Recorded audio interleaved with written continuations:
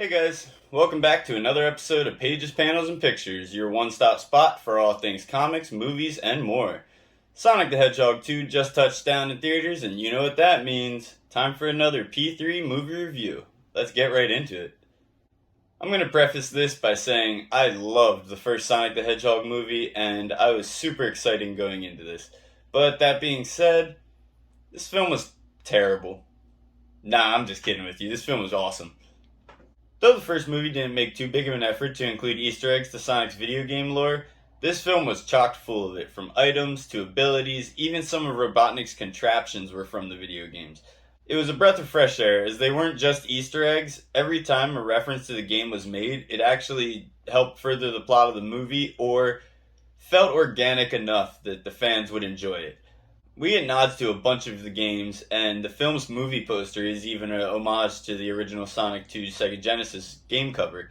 This film pulled so much influence from not just Sonic 2, but Sonic Adventure 2, and obviously Sonic and Knuckles. And with those being a huge part of my childhood, I definitely appreciated that. Even though this movie does go to great lengths to include video game homages and references, it also uses that history to build around the characters that were already established in the first film. The film goes in depth to build the familial relationship between James Marsden's character and Sonic, and it was really well done as like a father-son type relationship. While it does this, it also makes an effort to make Green Hills, the place where they live, its own place outside of just being named after the Green Hill Zone, the first level from the video games. And even some of the plot lines, well, at some points, the side plot involving a character named Rachel's wedding felt out of place. Most of the time, it was very enjoyable. There were some very funny scenes involving her and her wedding. But outside of that, this movie has some great comedy and even some deep cut meta references, down to the fact that Sonic at one point in the movie goes, "It's the worst!" like John Ralphio from Parks and Recreation, being voiced by Ben Schwartz himself. Even the fact that James Marsden's character Tom had the Green Hill Zone music as his ringtone for Sonic. This film also serves as the introduction to both Tails and Knuckles. Knuckles is introduced really early into the movie, and his introduction alone helps establish the presence he has and how powerful he is. His opening scene felt a lot like Thanos' introduction at the start of Infinity War in a way, which to me made it all the more intimidating, made him feel like the powerful threat that he was going to be in this film. Idris Elba voiced him, and it was wonderful. He played the character very tough and honorable, but so simple and thick-headed that often his ignorance comes off as comedy, which is perfect for that type of character. His introduction definitely set up a great rivalry between him and Sonic throughout the film, resulting in some of the tense moments and some amazingly animated action sequences. Like Knuckles, Tails is also introduced pretty early on in the movie, but doesn't really get involved right away. The portrayal here, done by Colleen O'Shaughnessy, is actually the same voice actor from more recent Sonic games. It's nice to see that they actually went out on a limb and chose an actual voice actress instead of an actor to fill the role, similar to like Idris Elba playing Knuckles.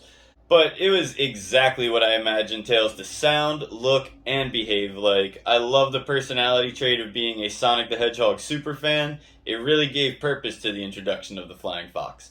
He has a lot of gadgets in this film that not only reference the video games, but also different animated series from Sonic X to Sonic Boom. These introductions were great. Robotnik was great, and Sonic was great. And I'll be the first to admit, this film series is one of the first times I've enjoyed James Marsden as an actor or a character in anything, so that's refreshing.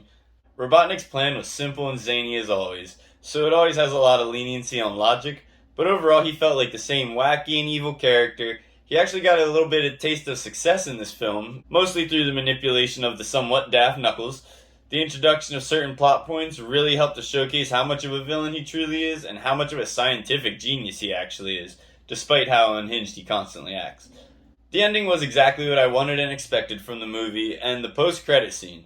Boy, that post-credit scene was worth the price of admission alone.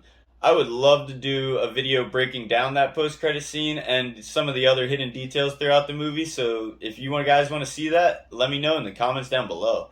The film ran about the length of 2 hours, which isn't necessarily a bad thing, but I felt like a few scenes were just thrown in there as sort of character development, but ended up coming off more so as just comedy moments. Not a big thing, not a bad thing, but I did have to bring that up for people. Definitely a movie written and geared towards kids, but had plenty of moments throughout that even adults can enjoy. Overall, it exceeded my expectations, and I'm going to give it a solid 3.5 stars out of 5. Moon Knight is finally here, and with it comes our new Studio 5-star graphic tee. You can check out our new Moon Knight inspired design, Praise the Moon, which I'm wearing right now, as well as our previous designs, Vengeance and Strange World. These products are only available for a limited time though, so get yours while you can and use promo code PANELS at checkout to get 30% off of your order. Swing by their shop of many things on Etsy, link is in the description below, and then you can check them out on Instagram at Studio 5-star Official.